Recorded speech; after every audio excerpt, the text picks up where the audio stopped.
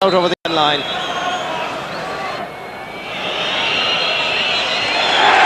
that's it. The final whistle means Dublin are through to the Leinster semi-final after a very impressive performance.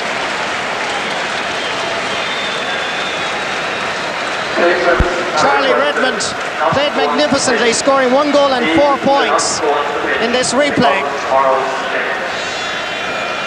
The full-time score, Dublin 1 goal, 14 points, Kildare 1 goal and 9. Very hard game to play in because of the weather here today was very hot. There was a bit of a gusting wind, ideal for football, but it has to be said. It seemed to be a good game. We played well in the first half, played very well, some good moves strung together. But at the start of the second half, we went out of the game a lot and were struggling then for a lot to get into the game. And even when we did get into the game at the latter stage, second half, we should have put over a few more points than we did. And if we had have done that, it would have made it a lot easier at the end of the day. Boys were very nervous as we went into the game today, but once we got out there, I sort of settled down and we got a few points early, which really settled the team, and we put the last game behind us. And for my own confidence personally, I got a point early, which really settled me down. And I had a job to do on Lynch, and the boys gave me the job early on in the week, so they had a lot of confidence in me, the management. So I feel like I went out and did them proud. So hopefully now the next day we can go on. Well, it's a hugely disappointing result. It affects football, obviously, the general interest in football. This team has been together for a couple of years at this stage. There's an awful lot of time and effort gone into it.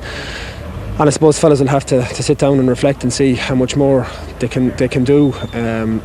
Broadly speaking, the team is very, very young. The bulk of them are young. In terms of management or who runs it, I suppose it depends on whether Mick O'Dwyer decides to stay or what input he can have from here on. What about Mick O'Dwyer? Will he stay on? I couldn't say at this stage. I'm not sure exactly what his feelings. He's obviously very disappointed. No doubt he'll take some time to reflect as well.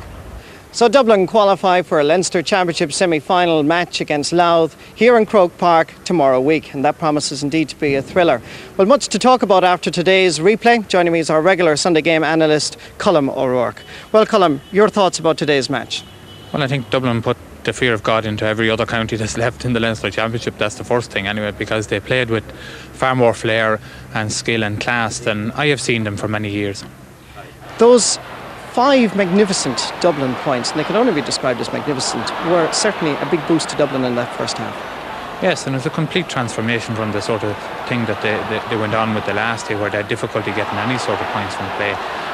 They moved the ball very fast, both with good punch passes, good foot passes, and they seemed to be able to come through the middle of the Kildare defence with ease, which they weren't able to manage to do the last day when Glenn Ryan and Davy Dalton were very much in top in those two positions.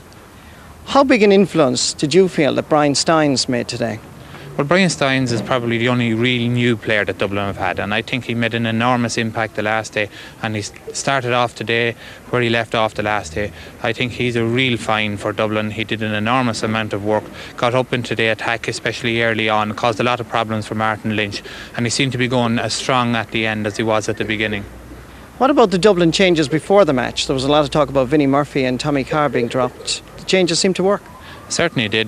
Mick Galvin did quite well at full forward. David Dalton had been completely dominant there the last day, and Jack Sheedy at centre forward covered back a lot, especially the second half when Dublin were down to 14 men. So I think overall the Dublin management will be happy with the changes, but I think the biggest thing was the change in attitude of the Dublin team, and with Brian Steins coming into midfield, the rest of us are saying now I'm glad Jim Steins is not around.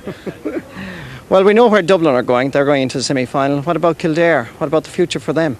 Well, the future for Kildare doesn't look very, very good at the moment, because they still have their major problem with scoring forwards. They had quite a bit of possession in the first 20 minutes of the game, and they kicked very, very easy wides from scoreable positions, and they should have had 5 or 6 points on the board when Dublin ran up that series of very good points midway through the first half. So Kildare are in the market for a couple of good scoring forwards, because apart from Niall Buckley, none of the rest of them really cut any ice with the Dublin backs.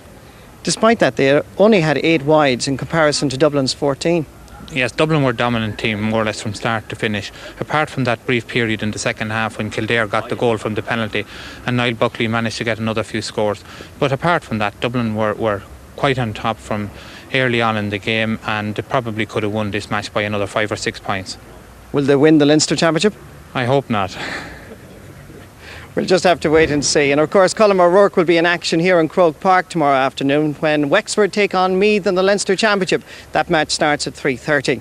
And we'll have action from that match on our Sunday game programme starting at 8 o'clock. We'll also have action from Carrick-on-Shannon where Galway take on Leitrim, and from Belfast, from the Ulster hurling final, Antrim versus Down. That's all tomorrow night. But from all of us here tonight on Gaelic Football Special, a very good evening.